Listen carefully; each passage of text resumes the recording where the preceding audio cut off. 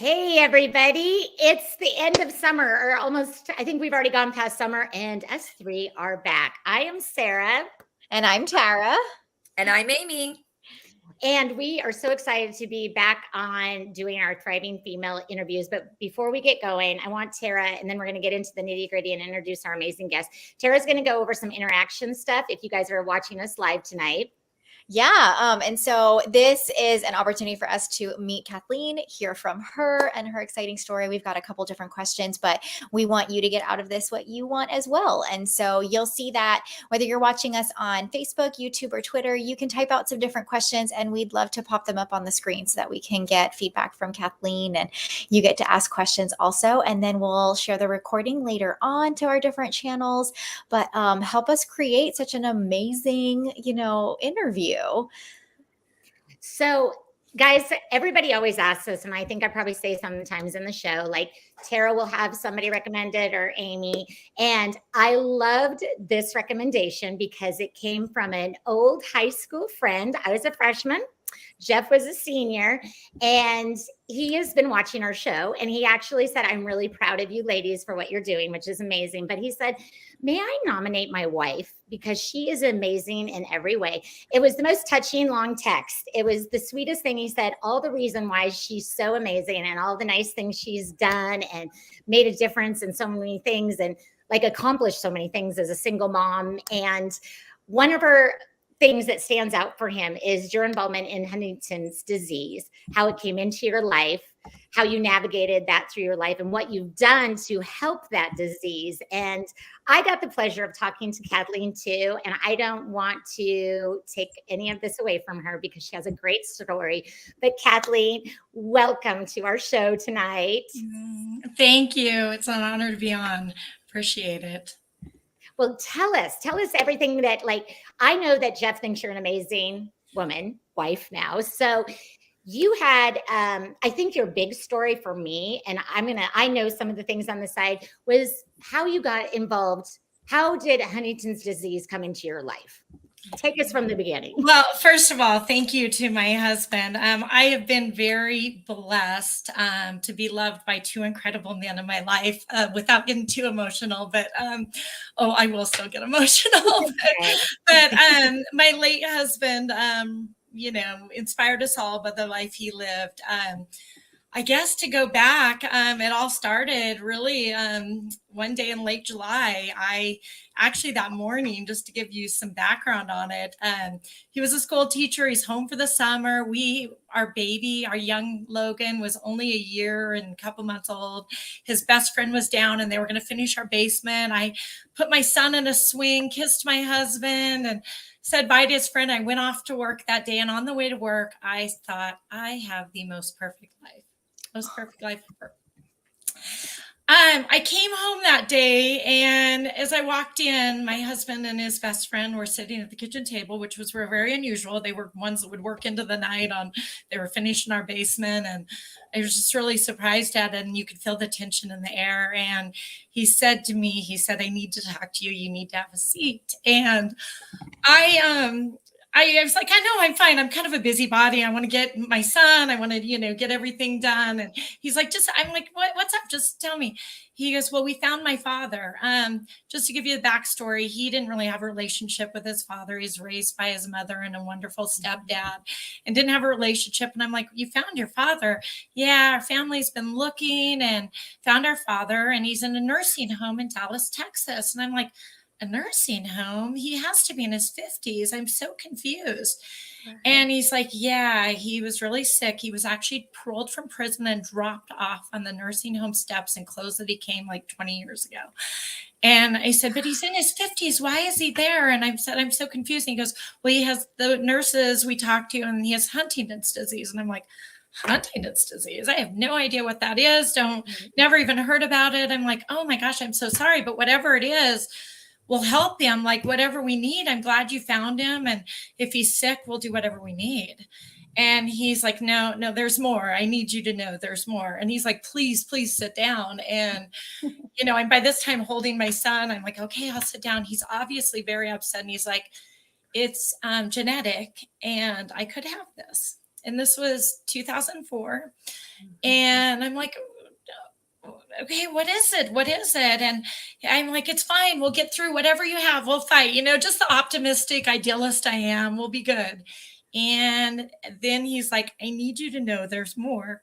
Our son could have it.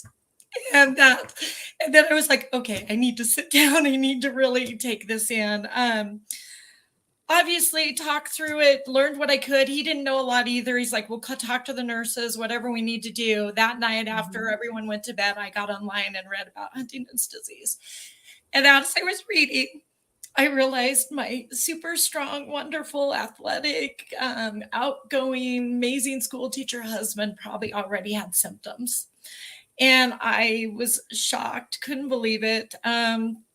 And I realized everything I was reading was kind of describing some things I'd noticed that you don't really notice till you get called on them. And he just had some funny things he was doing movement wise and some low initiative that was surprising in the last year.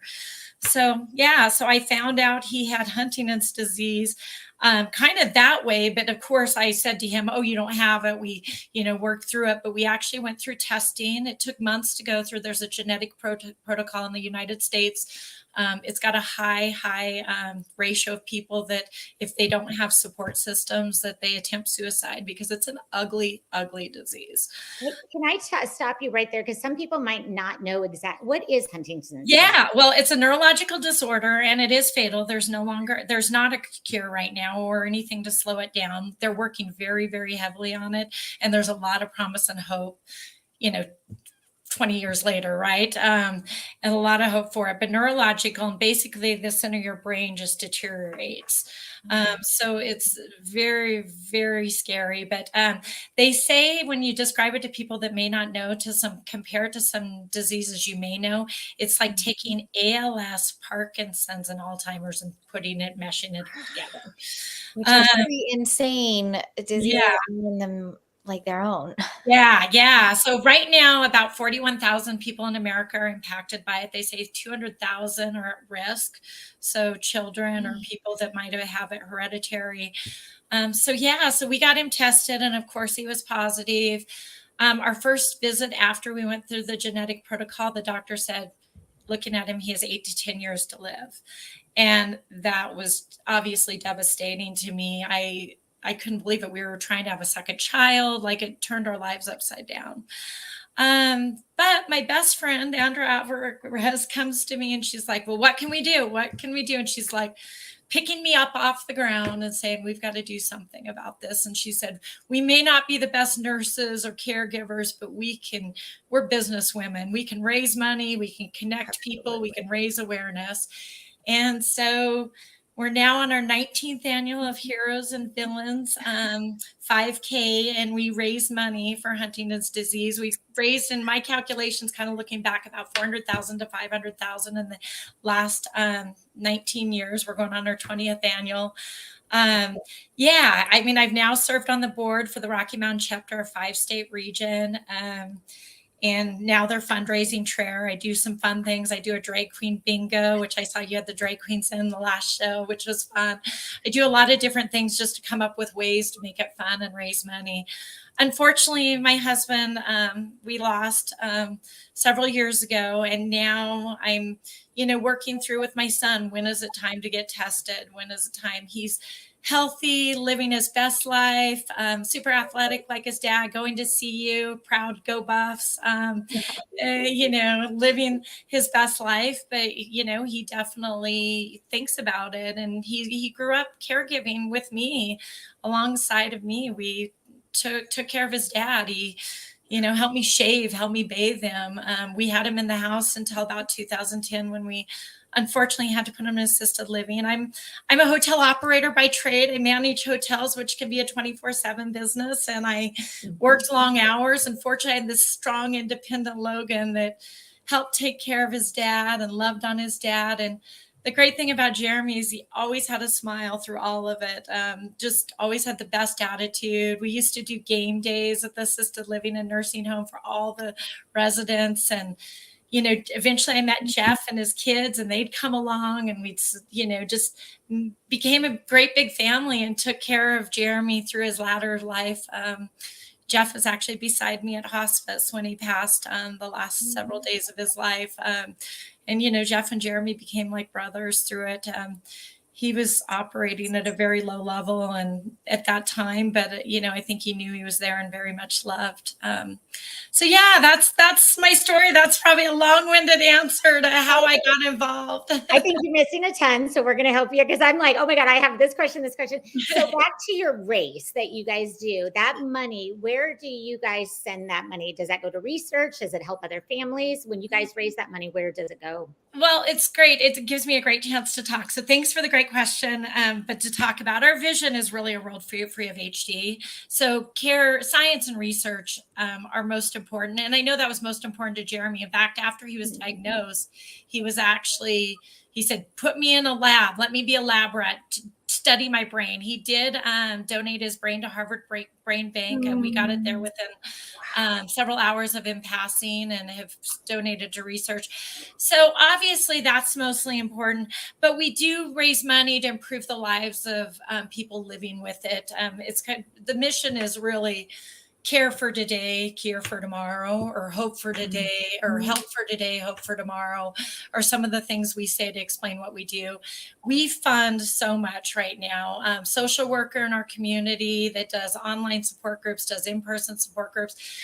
The day after Jeremy's diagnosed, I had a social worker sitting on my porch helping me through it. And it was because of HDSA and the work that they do. So I'm very proud to be a part of it. But it's about half and half. We have 2 centers of excellence in the Colorado area. We have about 70 across the United States that are purely working on clinical trials and research to find a cure. And there's a lot of cool research right now on clinical trials out there that they do believe there's hope to solve this disease, and hopefully before my son and many others even think about a symptom.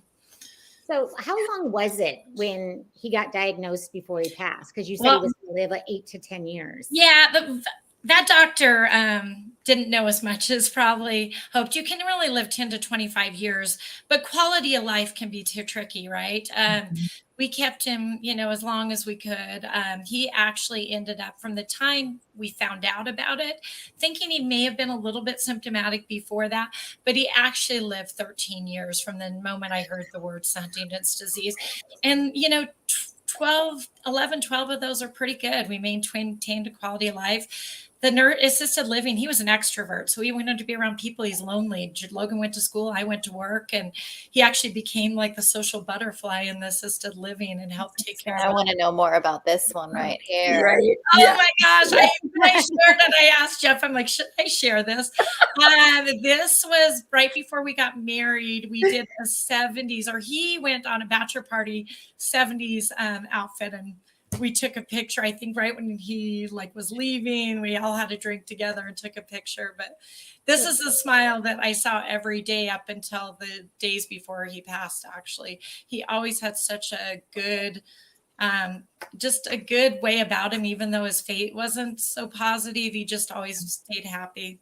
I was very, very fortunate and he inspired me and many others to raise lots of good money for the cause. So I'm glad I was part of it.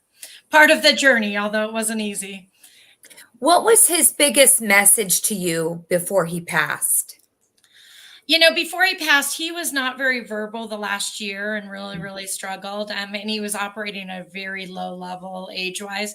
But throughout his sickness was really just to enjoy every day. He was one to live in the moment anyway. Always be positive, smile, happy-go-lucky. But his is, we've got to keep fighting. I mean, he's the one who really, even though Andrew, she was amazing, picked me up off the ground, but really for Jeremy's what kept both Andrew and I going, because we know Jeremy would have done this for us and much, much more. Is like, keep fighting, make sure my son doesn't get this. And we're doing everything we can. So does that tie into some of the superhero stuff we're seeing? Yeah. We had a triathlete trainer that did some training in the Olympics come to us and found out he was at risk. And he actually later tested for Huntington's. He actually passed away on a bike ride, training with his athletes before he really saw symptoms. But he came to us and said, what can I do to help? And we ended up adding a 5K, a run to it. It was a walk, and then added the run to it. And then we just suggested, how can we theme it to make it more exciting? So you're seeing me here in this Incredibles outfit. We're going to have something new for the 20th annual. The only reason Andrew's not in costume this year is we had a CU Nebraska game to head to right after the event. So she's in buff gear. Ben's our incredible MC. He's been with us for 17 years. He's actually now been hired and tasked with doing a lot of events in LA and some other areas for HDSA. We've really built this community. He's never even heard of it. And now he has this great love and passion for the disease. And quite frankly, watched Jeremy as he got sicker, and many other people that come to the event every year, watches it progress, and people that just want to jump in. He's actually offered to now join our planning committee. Wow. So Kathleen, when you started, do you remember how many participants you had the first run, and then now how many you have? Yeah, absolutely. Love to talk about this. So we had that year that Andrew's like, let's just get out and walk, get all our friends and raise money. We had 30 people and raised $4,000. A lot of it thankful to my hotel community in downtown Denver. We were both GMs of hotels in downtown Denver, and we walked along the Cherry Creek River there. We actually grew it. Our best year was the year before COVID, 2019. We were at 300 and we raised over $40,000. How much? 4,000. For just smaller amount, that's a lot. It's a lot. And this community, a lot of passion. We're small and mighty, but a lot of passion to do what we can and get real creative and fundraising. So we raised that. And then this last year we did 25,000, about 200 people. We were conflicted with a few events that day, but feel really good about that. And our 20th annual, we hope to exceed all of it. Kathleen, are you aware of any type of scientific platform that they're looking at in terms of a potential medication or something else that's on the nuance of the medical horizon? Or I feel like they're coming up with stuff all the time. Thanks. It's a great question. And I'm not the best to speak to it, so I will do my best here. I have actually a really good friend that's been around with us since the beginning, is getting an injection into the back of her spinal cord. And it's actually going to put something out that kills the HD protein as it's eating up the brain. She's getting that done. There's a lot of stem cell research right now going on. A lot of the universities are doing stem cell research. There's a lot of clinical trials right now that attack just certain parts of the disease. Like, let's get rid of the movement side of it. The chorea is called chorea, being choreography, movement, dancing. Jeremy, they always thought he was either drunk or dancing. And when they saw him, and he could have been doing both. No, not drunk, but could have been drinking, having a good time, but you're always dancing, right? But so doing all sorts of things. They have injections that they're doing that'll attack just different parts of it. The psychological stuff, treating some of the stuff that you've seen be used for dementia is being used for Huntington's disease. What I love about the science community of HD is we're probably one of the most collaborative. We get a lot of kudos nationally and internationally for working with similar diseases or illnesses. So working together, we share our information, they share ours to move it ahead. But they found ways to stop and halt it in mice already, and now they're working on some of it with sheep. So love it. You're giving me chills about that, but I'm all for it. Yeah. Kathleen, is it more prominent in men or women?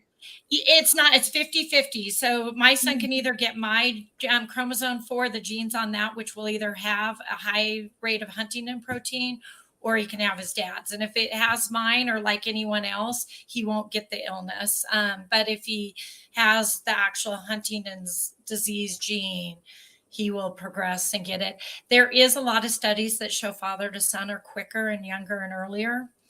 Unfortunately. So if we're to see signs, we probably will see them in the next couple of years, God forbid. And again, I'll be on the ground, and hopefully strong ladies like all of you will help pick me up, and we'll work through it and continue to push for more research to stop it early.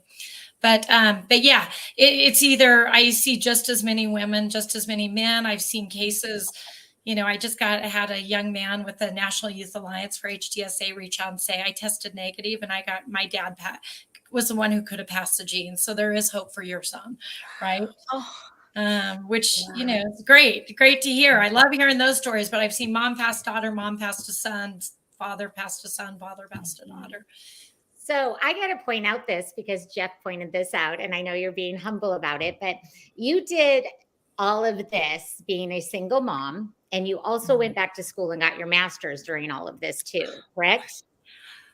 Well, he's being very, very nice, but if you served him right, I started going to school right after Jeremy passed. But in all fairness, I mean, he is being very kind, but we were dealing with, Logan has gone through these cycles, our son, where he struggles with it.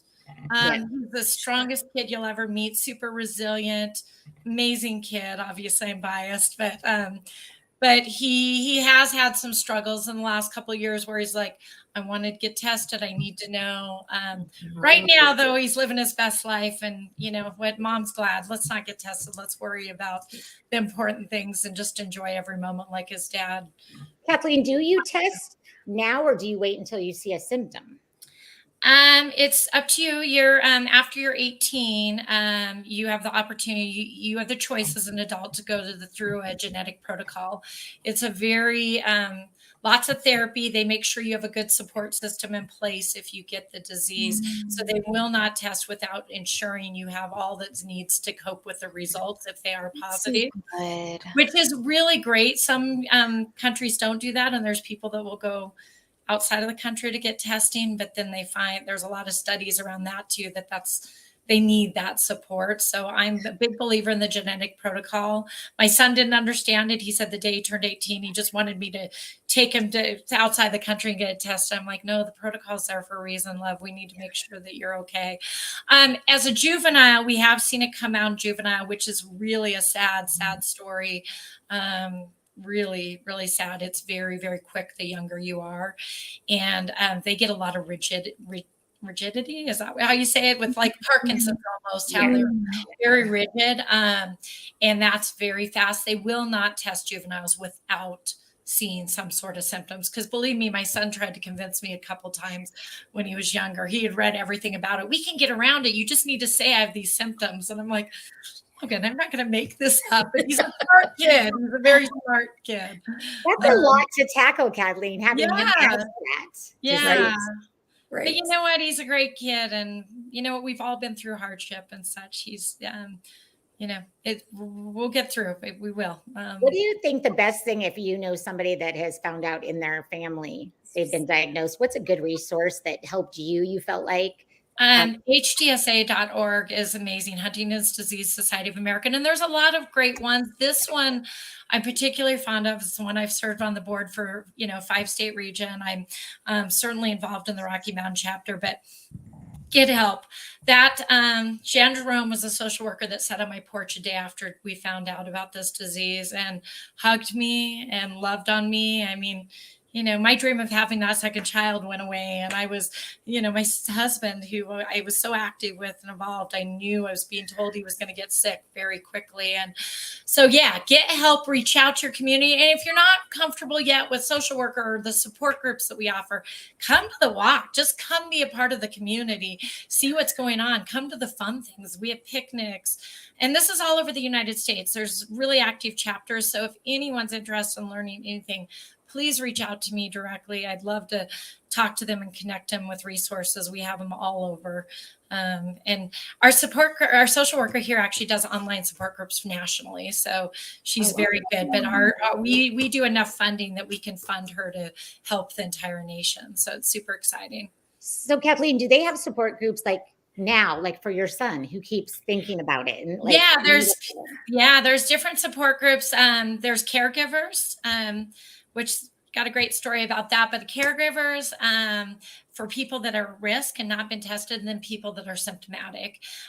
So you can pick and choose what you go to and find the right one, but there's definitely resources for all of the above. And a lot about the ones in Colorado, for viewers like that are in other states. Yeah, I'm very well connected all the way across, and our center of excellence is actually people fly from all over to come to the one that's here that treated Jeremy. Actually, we found a way to help with his progression of his movement side of things. Unfortunately, he eventually still lost his life.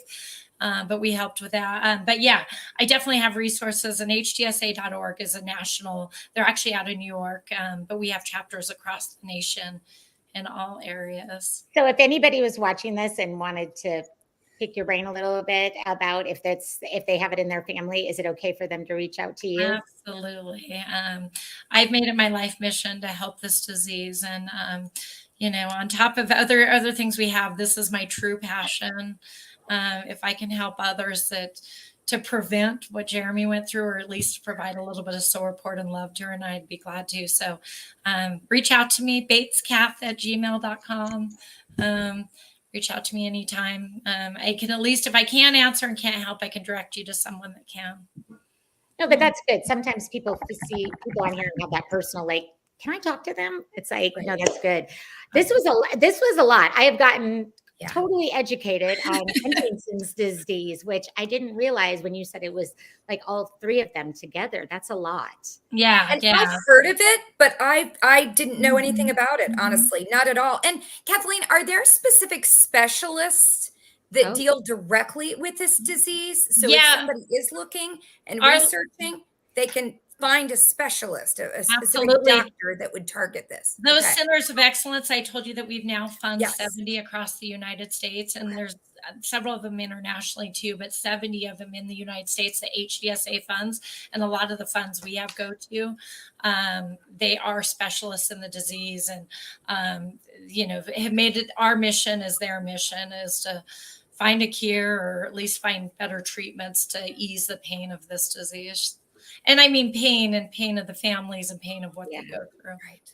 Well, you're amazing. And just learning about this with you tonight is really a big deal. So just thank you. Well, thank you. You're all amazing. It's an honor to be in the same room with all of you. And I'm going to shout out to Jeff again. I love when men actually say, saw your show, saw your show, saw your show. So yes, and I stole that off Jeff's Facebook because I'm like, he needed some recognition too, because he does support Thriving Females, and he literally nominated his wife for being thriving and amazing in life. So I think that is so cool. Well, he's pretty amazing. He shows up at every walk. Again, huge CU Buffs fan, and he missed part of the CU Nebraska game to make sure our walk was perfect. And he gets up early in the morning. He does all the stuff before it, and he supports me to ensure that I have the time for my passion. And so I could not do it without his love and support. Oh, well, Kathleen, thank you so much. I did put the hds.org website up in the comments for our viewers, and then I shared your Gmail. And so if anybody does want to reach out, they'll be able to connect with you. And so thank you. Like, your willingness to serve as that resource for anybody is very much appreciated. Thank you for allowing me the opportunity to raise more awareness. It means a lot. This was great for us. So we just got educated, and I think this was amazing. Yeah. I think you're doing. That we never. This is the thing. It's nice to find out new things. So congratulations. We'd love to have pictures of your 20th so we can repost them. When is the race? It was this month, right? Yeah, it's every second Saturday in September. We're grandfathered in because we've been doing it so long. Parks are hard to come by in Denver because we're a big 5K community. So, we'll probably have you back on. I would love to be back on. Yeah. Other updates because we'd like to see the success. Well, again, if I can raise more awareness and help others with this, I would be glad to. So thank you so much. I really appreciate it. Thank you. Amy or Sarah, do you want to share our next Thriving Female that we'll be highlighting next week? Is Amy's guest, I think. It's going to be a surprise. I know. I was like, exciting. And we're going to have a vocalist, and she is an international vocalist. So I'll just stop right there, but you got to tune in. It's going to be exciting. So love it. Yeah. Well, to end, Brenda, thank you so much for tuning in tonight. Kathleen, this is a wonderful little ending to share, but thank you so much. Keep it. That was so good cheer. My dog's got it covered. Well, I got you laying next to me, so I can appreciate that. But keep an eye out for our announcements for our next shows next week. But hope y'all have a great evening. Bye. Thanks for coming. Bye, gang. Thanks. Bye.